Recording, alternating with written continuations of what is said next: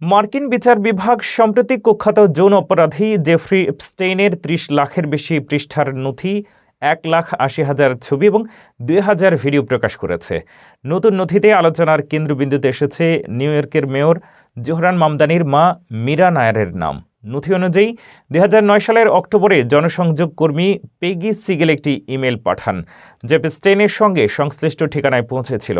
সেখানে নিউ ইয়র্কে গিসলেন ম্যাক্সওয়েলের টাউন হাউসে আয়োজিত একটি চলচ্চিত্র সংক্রান্ত আফটার পার্টির নাম উল্লেখ ছিল। তালিকায় মীরা নায়ারের নামও ছিল, তবে কোনো নথিতে তার বিরুদ্ধে কোনো অপরাধ বা অনিয়মের অভিযোগ নেই। মীরা নায়ার আন্তর্জাতিকভাবে স্বীকৃত চলচ্চিত্র পরিচালক। সালাম বোম্বে, মনসুন ওয়েডিং এবং দ্য নেমসেকের মতো কালজয়ী সিনেমার পরিচালক তিনি। তার ছেলে জোহরান মামদানিও ইতিহাস সৃষ্টি করেছেন। তিনি নিউ ইয়র্ক সিটির প্রথম মুসলিম মেয়র। এপস্টেইন নথির প্রকাশে মীরা নায়ারের নাম আলোচনায় এসেছে, কিন্তু কোনো নৈতিক বা আইনি লঙ্ঘনের প্রমাণ পাওয়া যায়নি।